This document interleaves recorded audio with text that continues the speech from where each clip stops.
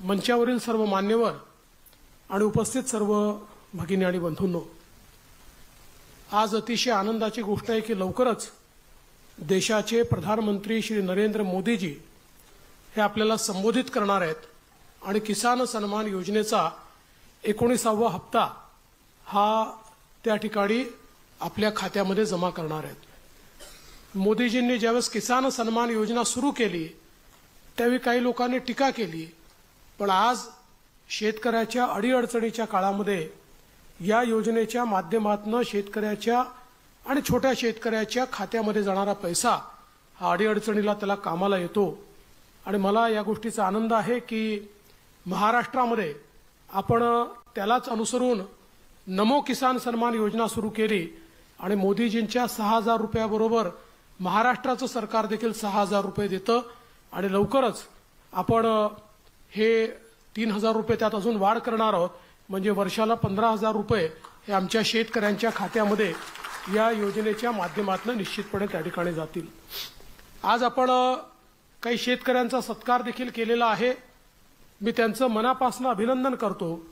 पण मला या गोष्टीचं अतिशय मनापासून समाधान आहे की मागच्या काळात ज्यावेळेस मी मुख्यमंत्री झालो त्यावेळी एकूणच विदर्भ आणि मराठवाड्यातल्या शेतकऱ्याची परिस्थिती पाहता काही महत्त्वाचे निर्णय आपण त्या काळामध्ये घेतले।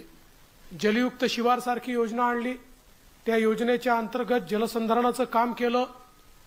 बळीराजा जलसंजीवनी योजना केंद्र सरकारकडनं मंजूर करून आणली। 25,000 कोटी रुपये विदर्भातल्या अडकलेल्या प्रकल्पांवर आपण खर्च करून 89 प्रकल्प पूर्ण केले। आणि त्याचसोबत स्वर्गीय नानाजी देशमुख कृषी संजीवनी योजना आपण आणली, ज्या योजनेमध्ये पहिल्या टप्प्यामध्ये आपण पश्चिम विदर्भ आणि मराठवाडा कव्हर केला होता आणि आता दुसऱ्या टप्प्यामध्ये पूर्व विदर्भ संपूर्ण विदर्भ आणि मराठवाडा आपण कव्हर करतो आहोत। आणि या योजनेच्या अंतर्गत पूर्णपणे सॅच्युरेशन पद्धतीने कृषी अवजारं असतील, त्या ठिकाणी जलसंधारणाचं काम असेल, शेततळी असतील, त्या ठिकाणी ड्रिप इरिगेशन असेल, सगळं अनुदान पद्धतीने आणि लक्षांक न ठेवता एका गावात गेलं की त्या गावातल्या सगळ्या शेतकऱ्यांना सगळ्या योजनांचा लाभ द्यायचा, अशा प्रकारची योजना जवळजवळ 4,000 कोटी रुपये आपण खर्च केले।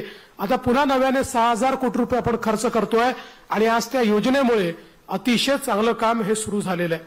दुसरं, आपण वर्ल्ड बँकेच्या मदतीने स्मार्ट सारखी योजना तयार केली की ज्या योजनेमध्ये आमच्या शेतकऱ्यांच्या ज्या फार्मर प्रोड्युसर कंपन्या आहेत, गट आहेत, या गटांना विविध प्रकारचे त्या ठिकाणी रोजगारक्षम, ज्याला आपण कृषीवर प्रक्रिया करणारे उद्योग म्हणतो, ते उद्योग असतील किंवा कृषीमध्ये नवीन प्रकारचे कॅश क्रॉप त्यांना तयार करता येतील, त्या ठिकाणी ग्रेडिंग वगैरे असेल, अशा सगळ्या गोष्टी करता येतील, अशी एक समग्र योजना आपण सुरू केली।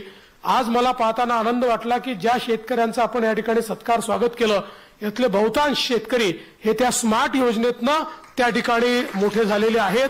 आणि मला आनंद वाटला की एक एफपीओ तर आपला 100 कोटीवर पोहोचतो आहे।